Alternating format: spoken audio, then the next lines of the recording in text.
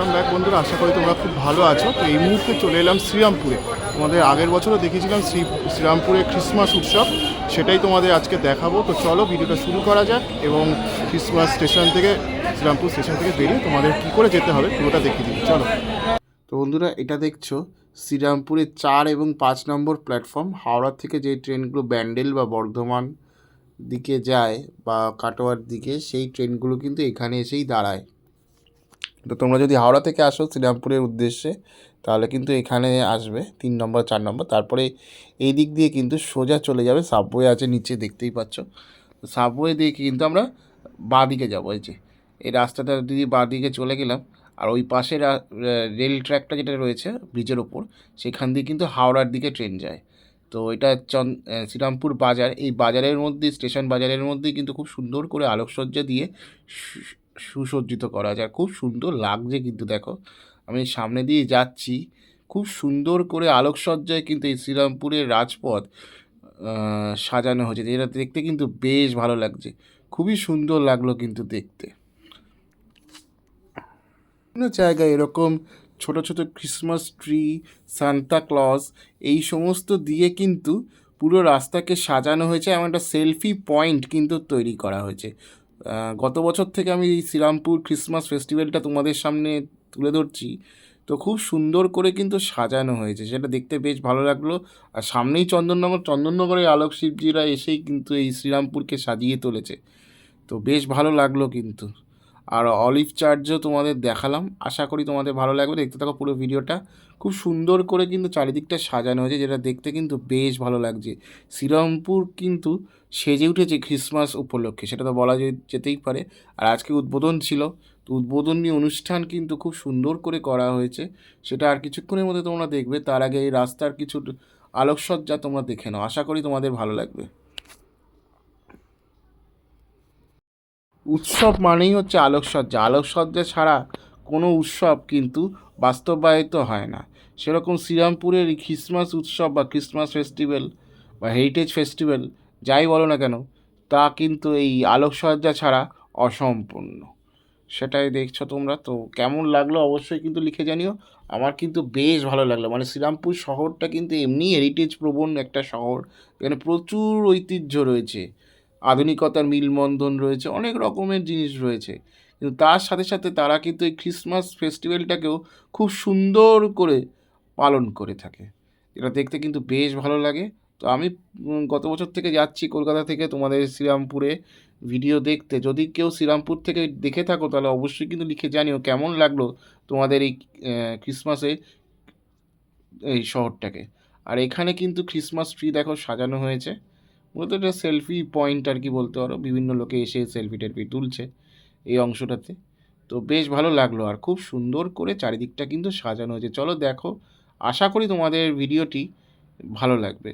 আর কি করে আসতে হবে আর কবে কবে হয়েছে সেটা আমি বলে দিচ্ছি। কবে কবে ক্রিসমাসটা রয়েছে আজকে, অর্থাৎ তোমার 22শে ডিসেম্বর থেকে কিন্তু এই ক্রিসমাস উৎসব শ্রীরামপুরে চালু হয়েছে এবং চলবে 3 জানুয়ারি পর্যন্ত।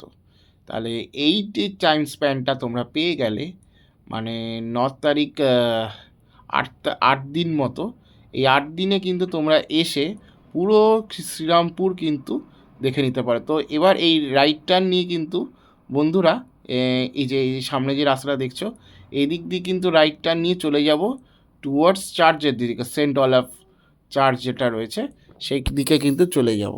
আর এই সেন্ট অলিভ চার্চের এই রাস্তাটাও কিন্তু খুব সুন্দর করে আলোকসজ্জায় সুসজ্জিত করা হয়েছে, যেটা দেখতে কিন্তু বেশ ভালো লাগছে।